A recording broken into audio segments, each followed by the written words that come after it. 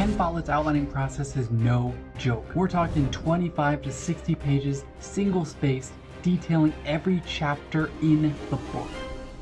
It's enough to make even a thorough outliner a little intimidated. But there's carefully considered logic behind this process, and I think it may help me. You see, last week I finished outlining all the character arcs for my new epic fantasy novel, The Burden of Heirs. But I know the story still needs a little refining to take it from may read to must read. And with Camp NaNoWriMo looming ever closer, I need to finish this soon. So I'm giving myself 3 days to see if outlining like Ken Follet can help me create a top-notch story. So the way that Ken Follet starts outlining is using the premise as the seed for the entire story. He starts with a single sentence idea for the story, and then he expands on it from there, elaborating more and more to add more details, to flesh out characters, to make the story more interesting and dramatic. And through this process of elaboration, he will create a more and more detailed vision for the story. And since I've already outlined the beats of the story in a previous video, I can skip some of this beginning growing phase. So instead, I'm going to start out by taking each of the beats, taking what I've got from it already, and writing it out in this treatment style that Ken Follet uses. As I'm starting with this treatment in Ken Follet's style, 2 things are standing out to me here already. The first is that I'm not really that used to writing in present tense. It feels a little bit weird. But the second is that he includes these character bios in the actual text of the treatment. Through the magic of the internet, I actually found one of Ken Follet's first drafts of a treatment, so I've been kind of using it as a guide for how to do this. You can see he starts off here with the first sentence, which is kind of about the character and action the character's taking, but then we jump straight into a little bit of backstory, a bit of like the bio of the character, and that actually continues for 2 paragraphs here until we get back into a little bit more of action / description of another character. And this backstory is mostly what I've been working on so far, but now that I've finished it, I'm going to get to continue with the actual story.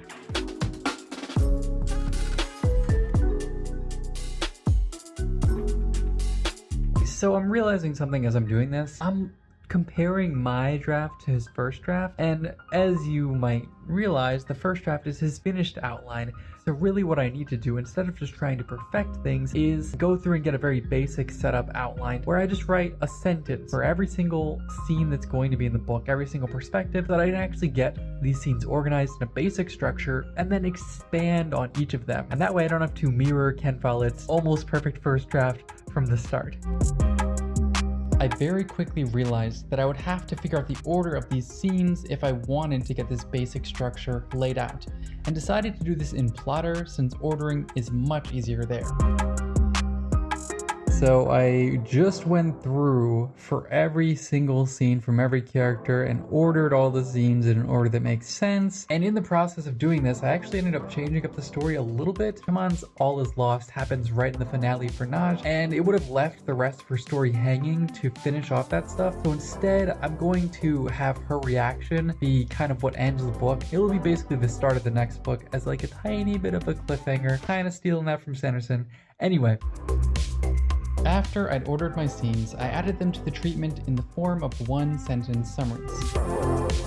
Now that I have finished going through and writing down these 1-sentence summaries for each of the scenes in my story, I'm going to actually skip ahead to a step that I was planning on doing later in this, but it actually involves using 1-sentence summaries of each chapter, in my case, scene, so I figured this is the perfect time to actually knock it out. This step is basically working from the last scene or chapter to the first, and making sure that the later scenes are fulfilling the promises that you made to the reader in earlier scenes.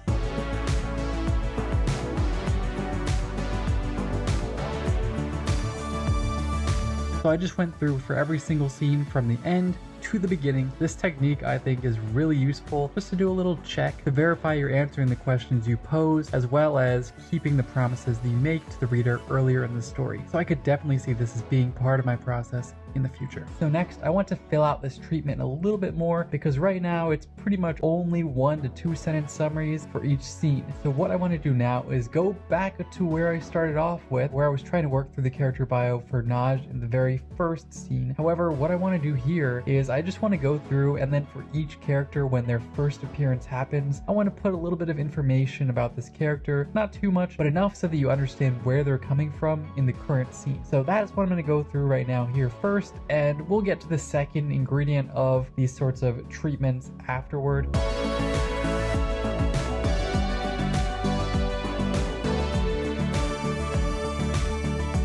So I just worked through adding in bios for every single character when they first show up. So of course the bios are more concentrated in the beginning here. As you can see, there's not very many bios as we get toward the end, and it becomes a lot of single sentences with only a few bios scattered throughout. So far, working through these character bios is actually helping me to get a better idea of some of these characters because frankly, I didn't figure out very much about a lot of these characters. So it's good that I've gotten some time to actually figure out some of these details. So the next main component that makes up Ken Follet's treatments is, as you would expect, actual story. We have description about the settings that things are happening in, narrative summary about the different events that are happening and about what the characters are doing. So I want to go through and inject some of these elements throughout my treatment. Right now, my treatment is pretty short. It's only around 8 pages, but after this, I anticipate it's going to get quite long.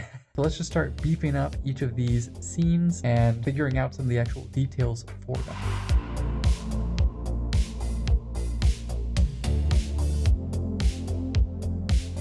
So I managed to work through the first 4 scenes here in this treatment, adding in the description and basically the whole story for each scene. So far, great progress here with adding in these descriptions and these stories and whatnot. I have worked my way up to around 9 pages so far. I would like to get around 25 pages, but I think it'll probably be more than 30 because frankly, this is a long story and because there are 100 scenes in the story. So yeah, but I have made some good progress to start with today. I think it's going to take a while tomorrow, but I like this process so far because it does give you a really good idea of what's happening in each of the scenes. It reminds me a little bit of the technique I learned in 2K to 10K, where you write out everything that is supposed to happen in the scene before you actually write the scene. It's a little less detailed than that, but it's kind of the same principle. And I do find that it's really helping me get a good idea for what's going to happen in this story. And during some of the later phases of this process, that will turn out to be very useful. So I'm going to call it here for the day, and I will see you tomorrow to continue adding in the description, narrative summary, and whatnot for each of these scenes.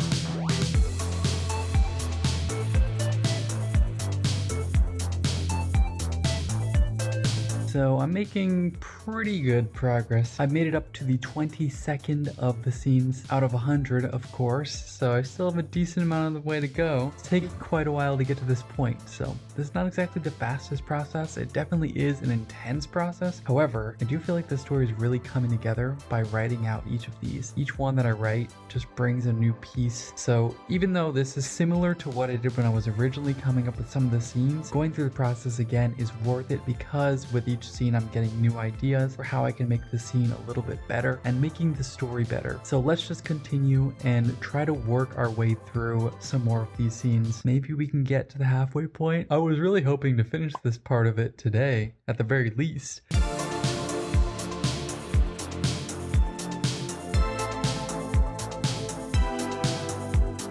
So I have gotten to the halfway point here with all of these descriptions. I've written the 50th scene. Things are going well. I am figuring out quite a bit and I'm learning a ton about the story through doing this. I'm getting some better ideas, noticing some things that I need to set up later on or that I need to actually pay off. I might not include all of this stuff when I'm actually writing. I might take a little bit of creative liberty and go off the beaten path if I come up with some more cool ideas, but having all this preparation is good because I will have explored these ideas more thoroughly and it will allow me to improvise on the fly more easily. It should also be noted at this point that Ken Follet takes a reasonable amount of time to actually work through these outlines. When he's creating these outlines, it takes him about 6 months to a year to actually create. There's other parts later in the process that I'll talk about that take a decent amount of this time. However, this initial part is definitely a big part of that. I can see why he takes that time to do it, because trying to do this in just a few days is ridiculously intense. I mean, yeah, I already had some of the outline, a lot of it, but even so, this is no joke, and I need to get back into this so that I have a chance of even finishing the remaining 50 scenes by the end of today.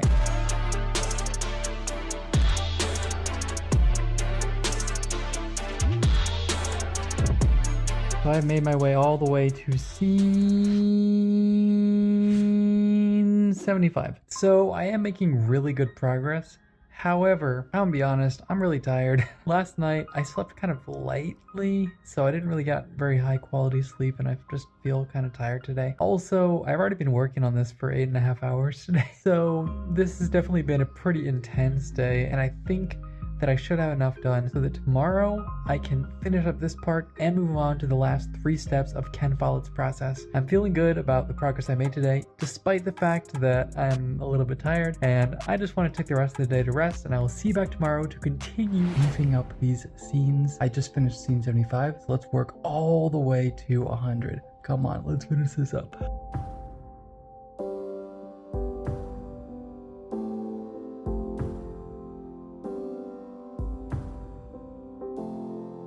So I just worked from 76 all the way to 100. So I have finally finished this step of the process. My God, it took a while, but I'm happy that I have gotten through this because it really helped me get a better idea of the story. In the end, I ended up changing things quite a bit, and it's all coming together a lot better now. Now I'm finally ready to continue with this process. This has been a little bit of a diversion in this Ken Follet outlining process, but we're still going. And the next step I want to get into here is probably the second longest, and this is using constant research to inform your story, to get new ideas for things that can happen in the story. So I have already compiled a list of questions, a list of kind of to-dos with the story, things that I need to work through, problems I need to solve, and I'm going to use research to get some ideas for ways to solve some of these problems.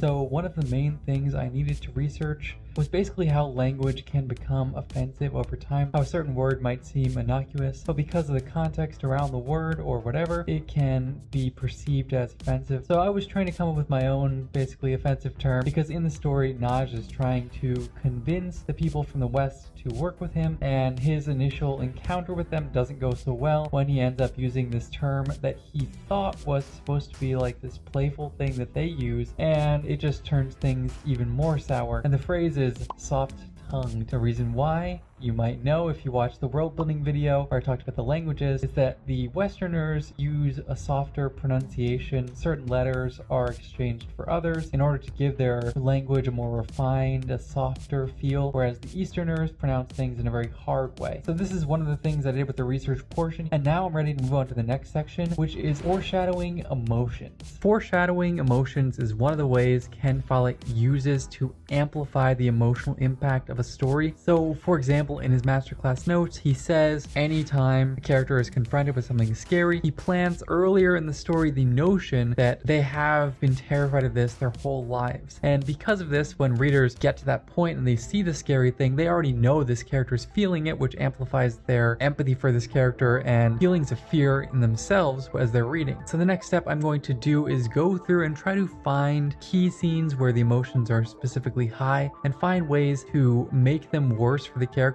by creating some sort of backstory or some sort of history for the character that amplifies this emotion.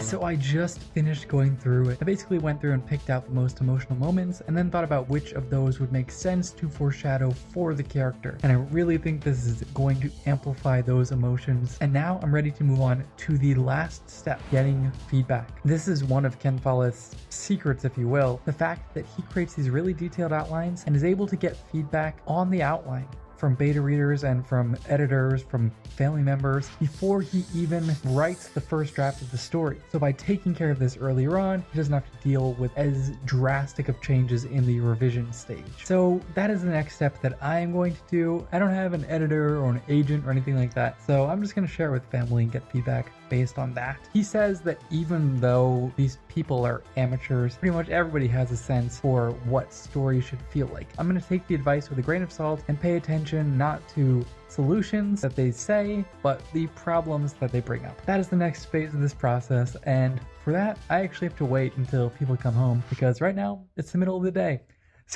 So I'll be back later on to tell you how this feedback went and to work on changes based on it. Well, I have received my feedback on the story, and as you might expect from family, especially from a mom, the feedback was pretty positive overall. I did kind of force her to delve into negative a little bit and ask her if there were any points that were confusing, and there were a few things that confused her. Mostly it was because of the format, it's an outline. I didn't reveal character thoughts at certain points. I'm going to add some of those things in. Another thing she pointed out, which I was already kind of thinking about, was the name of Chuman. She just felt like the name was a little off to her in the beginning, and for me, I noticed recently that it contains the word human in it. I don't really like the name for that reason, because I didn't intend for human to be in it, and people will naturally think, oh, it has human in it. That must have been for a reason, but there's no reason behind that. So I'm gonna do a few things based on the feedback that I got, and I'm going to try to find a different name for this character.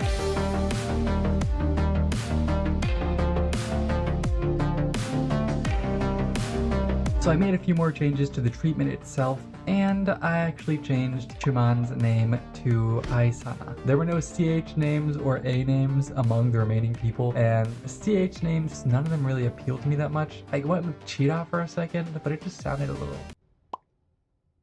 I don't know, I didn't like it. Aisana has a nice sound to it. I really like that name. So the finished outline ended up landing at a solid 33 pages, and outlining the story in this much depth gave me a ton of clarity and helped me address problems I'd usually only notice after finishing the first draft before even writing a word of it. And now I'm thrilled to turn this 30-page outline into a 500-page novel.